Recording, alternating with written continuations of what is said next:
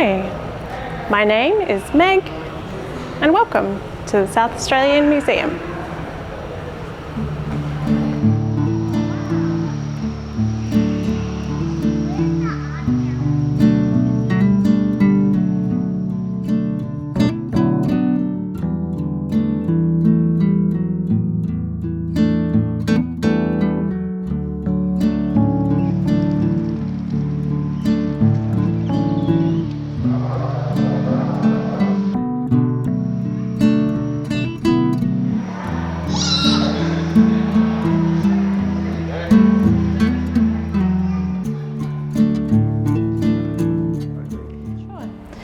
My name is Meg Lloyd. I work as the Community Programs Coordinator at the South Australian Museum, and I am disabled and autistic, and I mainly work on our internal programs like our Disability Access Suite, our school holidays, lectures, that kind of thing.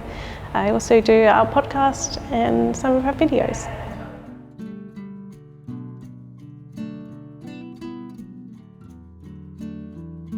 The South Australian Museum's mission is to inspire curiosity about life on Earth, and that's for everyone. We're a state institution, so we belong to everyone in the state.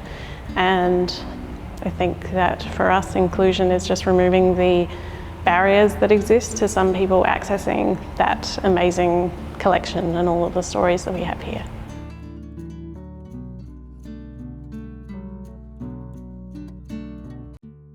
So I think that frequently the things that people need that are preventing them from coming to the museum are incredibly simple.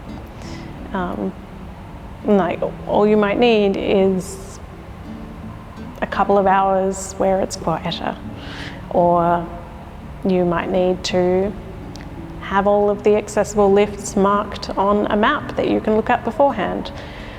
These are all just immensely doable, achievable things, and as soon as we do them, we just get all these, more people coming into the museum, more people educating themselves about life on Earth, and more people having fun in our space.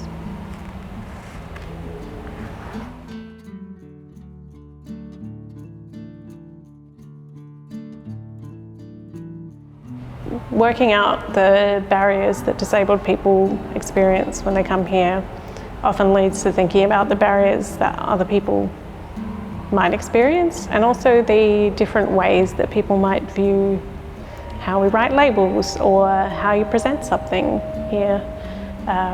What's presented in a positive light and what's presented in a historical light. It opens your mind up to thinking about issues around race and gender, all other parts of our community that's really important. We often forget that there are barriers to the enjoyment of the space, of the physical space, and also, maybe it's not so easy for some people to just come along, to just get the information they need from the website. I want to make all of that stuff easier for everyone so that they can come here and have a look at ancient fossils and marvel at polar expeditions and that kind of thing.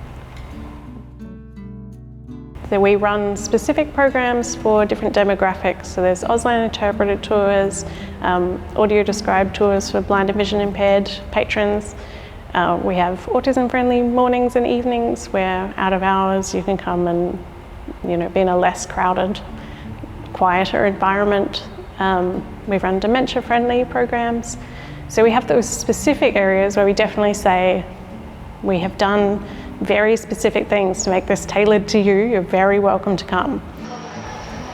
So there's always been a lot of goodwill at the museum in terms of being open to ideas and trying new things, and wanting everyone to come in and experience the museum with training, especially the disability inclusion training with Purple Orange.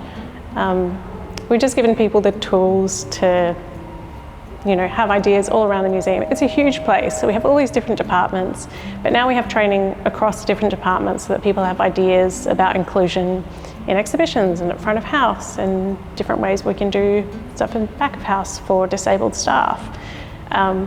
So I think we are learning and growing all together, and the more experiences people have, the more they come and do the accessible events with me, and the more we all talk about this together, the more it is at the front of everyone's mind when we're planning things.